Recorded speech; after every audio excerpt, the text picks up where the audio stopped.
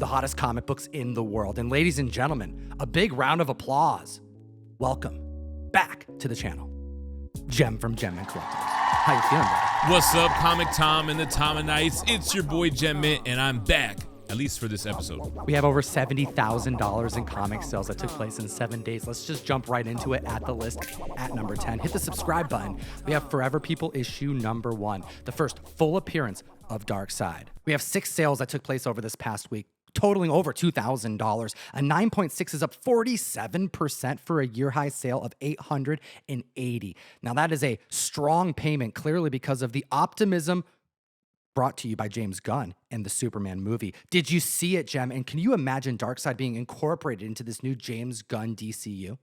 Of course, I saw the movie, and I'm a simple guy to please when it comes to comic book movies. Just make it good, and I'm going to love it. I did love Superman, and they've got a clean slate. And you would have to think, with hindsight, looking at the Snyderverse and kind of dropping the ball with Darkseid, they got to bring Darkseid out, and I think James Gunn will do it in a fun and unique way. Apparently, they only used like under 5 minutes of screen time for the antagonist that was being built up to be DC's Thanos. Clearly, they dropped the ball. Let's move on to number 9 on the list because I've been excited to talk to you about this book in particular. We have Fantastic Four, issue number 49, the first full appearance of the World Eater, Galactus. So Superman was coming out, one of my favorite superheroes, and Fantastic Four, which I love. I'm an MCU guy, and everyone was asking me, like, what am I looking forward to the most? And I had to go FF, and I got to say, I think they took it, man. I think FF was the better movie, or at least my most favorite movie out of the two. Well, FF49 7.5 sold this last week for an increase of 6% of $1,400. Now, I was a little worried about seeing this godlike being walking around this version of Earth. I thought it'd be a little hokey. Maybe it would be a little cartoonish, but I think they nailed it, and I was pleasantly surprised. What about you? They actually gave him more of a personality than I expected them to give him. Like, he seemed angry at times, but I do like how they went Silver Age. They didn't make him, like, bigger than a planet. They used his ship as the vessel to feed on the planets, but they made him just kind of like kaiju size. ComicTom.com. That's how you can support this show directly. The mystery mail call, we pack it with 4 to 5 comics in every single box, an exclusive print, and we have a Fantastic Four issue number 1, John Boy Myers, Victor Von Doom trade dress going out to every single member, guaranteed. A San Diego Comic-Con exclusive that's already selling for the price of the box. Now we move on to number 8 on the list, Silver Surfer number 3, the first appearance of Mephisto. Not spiking because of Silver Surfer, not spiking because of Fantastic Four, but spiking because of Sacha Baron Cohen's portrayal in Ironheart, debuting Mephisto. Gem, I remember when we first started this video that this was some of the biggest spec when Disney Plus brought us all these shows initially with WandaVision, and it took this long to get them. Man, we were watching WandaVision and seeing a little glimpse of red, thinking they're going to tease Mephisto. Obviously, the fans wanted Mephisto. Now, this one I didn't see. I had to quick Google YouTube search to see his scene, and I was a little bit disappointed he didn't go all red, but he looked a lot like Mephisto, even regular. Say what you will about Ironheart. I personally really enjoyed it. This is a spec play more about what Mephisto will bring to the MCU long term. I mean, Sacha Baron Cohen is an A-list actor, so clearly he's going to be set up for the big screen. And with Mephisto comes Johnny Blaze Ghost Rider, possibly other supernatural characters. We know the direction Marvel's headed. It's going to go supernatural occult, mutant, and cosmic. And we have all 3 of those genres being showcased on the list today. Which brings us to number 7 on the list, a classic Bronze Age Spider-Man key. We got ASM 129, the first appearance of the Jackal and of Frank Castle, the Punisher. We've got 7 sales totaling over $11,000, and I think we're going to see this on the list next week as well with all the set footage that's been leaking. It almost seems like intentional at this point. Marvel's able to keep so many things under wrap, but apparently anything John Bernthal's in, they're just putting on the internet by the week. I'm suspicious. 9.2 selling for $29.95. That's an increase of 4%. Let's just go through it. We got John Bernthal coming in Born Again Season 2. Then we got the Punisher special. And then, of course, we have Spider-Man Brand New Day. It definitely seems intentional, and I'm actually more excited for Brand New Day seeing the set footage. I think it was even just this morning that leaked practical web slinging. Pretty cool. Now, here's a little spec tip. Keep an eye out for Punisher 218. We're hearing that John Bernthal Punisher is going to be utilizing some type of like weapon technology. Keep in mind, although he's a street level hero, he's going to be on the big screen, which means they're going to have way more of a budget. And he's got to keep up with Spider-Man. They're probably going to be putting him into some type of, I don't know, War Machine type of armor. And it's in this book that debuts. I think it's safe to say we've got a lot of Punisher upcoming for the next few years. Moving on to number 6, we've got Silver Surfer issue 1. This is the first ongoing series for the Silver Surfer, Norrin Rad, but it's also the first appearance of Shalabal. Shalabal! All right, dude. I was also hesitant about this. I think the community overall was a little concerned that we weren't going to get Norrin Rad, but we're talking about Jennifer Garner. We're talking about Shalabal, and I thought she killed it. I low-key kind of forgot that I was anticipating Norrin or hoping for Norrin at any point in this movie because of how strong of a portrayal this character was. First of all, I think it's so crazy how we used to riff on this character with the Shalabal thing, and it was such a obscure character that's now a mainstream character that was in a big blockbuster movie. I, like most of us, wanted Norrin Rad's Silver Surfer, and I was hoping for like an explanation in the movie as to why we didn't get it. We didn't get any explanation, but toward the end of the movie, I totally forgot. I didn't even think about it, which kind of attributes her acting ability. So yeah, I think she did a great job. I'm still curious as to why they didn't use Norrin. Maybe we'll find out in the future. Well, we do have 7.5 selling for 13 hundo. That's up 14%. And this is a dual key. And the vast majority of people who purchased this book prior to the movie, I mean, I'm sure there's a few people who are specking on Silver Surfer Shalabal, but more people purchase this because this is a stronger cover than most Silver Surfer keys, and it's the Origin Premiere #1 issue.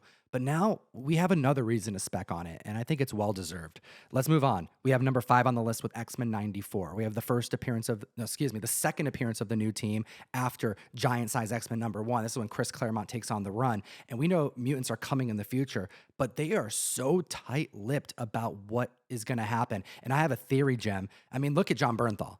Every week, they're just showcasing. I mean, we can kind of put together the freaking storyline of the Punisher special based off of the images that they've been teasing. X-Men, we're getting nothing. And I think it's because we have so many X-Men that are going to debut, or rather reprise their role in Avengers Doomsday. Something big's got to happen during that movie with Victor Von Doom. And then we usher in the new era of mutants. So I think we have a couple steps before we actually see the grand big picture. But we know the mutant era is near, which is why people are starting to pick this book up, a 9.0, up 12% for $1,500. Yeah, we know mutants are coming. I mean, we've seen that long list of characters on the director's chairs, and it's going to have to be X-Men, Fantastic Four, and Avengers versus God, Emperor Doom in Secret Wars. So we know they're coming, and this is, like I always say, the poor man's GSX-1. But this book really took off years ago when me and you were doing the video, and there was like this monster sale. Well, the record high for Uncanny X-Men 94 happened back in 2021 for $72,000. Most recent high sale, June of this year, 2025, for $48,300. So I guess you can't really call it poor man's giant size X-Men anymore. Now, before we get to number 3, Key Collector Comics, the app we source these 10 books from with all this excellent data, is doing something I've never seen them do before. They're doing a giveaway of 100 comic books, and it's the very first ever Key Collector Comics exclusive, but it's not a store exclusive. This is written and drawn specifically for Key Collector Comics, and on Instagram, this was actually posted by the app, and it's blurred. You can't see anything about it. Jem, these guys got to go and download Key Collector Comics, use that code Tom101. You get a free 2-week subscription of the app, but it's a free exclusive release by an application, which is now the modern day Overstreet/GPA. I mean, you got to try to get one of these things. Yeah, super limited. We have no idea what it is, what's the characters, what's the stories. It's shrouded in mystery, and I'm intrigued. Which brings us to number 4 on the list with Werewolf by Night, issue number 32. First appearance of Moon Knight. We're looking at $14,000 in sales in 7 days. Clearly, the occult, supernatural future is strong, and people are specking now because the book is selling cheaper than it has in the last few years. A 9.6 sold for $8,500. That's up 15%. I'll remind you, when Moon Knight debuted, it sold for $70,500 in 2022. Recent sale this year in April for $21,600. It's down $50,000. $50,000. Whoever bought that made worse financial decisions than I made over the last few years. But I think what happened is that Oscar Isaac and the whole squad was saying this was going to be a one and done season, even though it was successful and people tend to like it. It's like they were trying to pull a George Costanza and go out on a high note. But I think you're right. I think that the supernatural, the occult, the macabre, or the macabre, as I used to say, is making collectors feel more confident in this book that we will see Moon Knight again in the MCU. Number 3 on the list is Superman's pal, Jimmy Olsen, issue number 134. We have the first cameo appearance of Darkseid. He's on that screen. It's Jack Kirby. You know, he just came over from Marvel. They gave him the keys to the kingdom and said, do whatever you want. So he started the fourth world. We've been talking about Mr. Miracle. We've been talking about Forever People. And it's all because of, well, yeah, James Gunn's success with Superman. But I think more importantly, Tom King's Mr. Miracle run being adapted to animation, which means we're going to be introduced to Darkseid in animation first, which sounds kind of weird. But don't forget that James is already proving to be able to do this well with Creature Commandos introducing multiple characters. We know that anything that happens in the animations are canon. And the thing is, I trust James Gunn when it gets super comic booky. Like, he's a comic book guy, so I think he's going to do justice, pun intended, when it comes to Darkseid, Apocalypse, and the New Gods. A 9.6 just sold for $2,880. That's 30% higher than the average of $2,200. Didn't you just read Tom King's Mr. Miracle recently? Like, what was the reason behind that random pickup? Yeah, DC just released it in the Absolute Edition for the first time. So I read it in single issues and the trade paperback, and now in the Absolute. So I got refreshed on it, scot-free, Big Barda, Apocalypse, Granny Goodness. I trust James Gunn with all that stuff. And now we're at number 2 on the list, Fantastic Four issue number 48. Do you think we're going to get Norrin Rad, Gem? I mean, at this point. I don't think so, man. Why? We don't need to know anything about Zenla. We don't need to know about Norrin's sacrifice. They already did it with Shalabal. So, it's like they went out of their way to not mention Norrin Rad, and you would think they were doing that for a reason, but I just don't see why. I'm starting to agree with you, Jem. It's as if they wanted to test the waters first and see if Shalabal can hold her own, which clearly she did.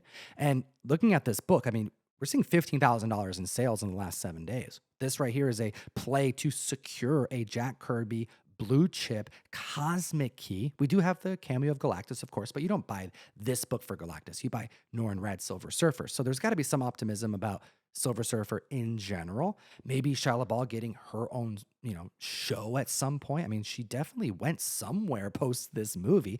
Well, an 8.5 went for $38.50, up 3%. And typically we see books like this start to get more affordable post the release. And this book's only gone up, which tells me 2 things. People are either really optimistic about Norrin's future, and maybe they're just kind of holding it back, waiting to just hit us with it, or they're just happy they got a great adaptation of Silver Surfer, and Shalabal is going to be our new herald for a while. I got to tell you, I think the book is selling aggressively because people assume we will get Norrin Rad, and I think they're going to be disappointed. Let us know what you think in the comment section below. And Jem, over on your channel, XMen Collectibles, what do you got cooking right now? Because I'm following your moving vlog, and you're remaking your collection, setting it all back up from scratch. I'm really excited to see what you got going on over there. Yeah, man, it's the XMen Collectibles reboot. I'm looking forward to the future. I'm super excited. I feel more cozy in this space. Looking forward to StatueCon this weekend over at Collector Zone, and then, of course, New York Comic Con, second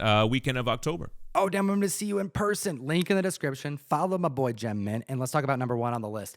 Fantastic Four Annual number 6. We have the first appearance of Franklin Richards, and we also have the first appearance of Annihilus. This right here, out of nowhere, quickly became one of the most spec'd on books in the world, jumping from the trending list to the hot 10, and then maintaining on both lists on and off, and now firmly planting themselves on it. I mean, this right here shows we have dual spec at play.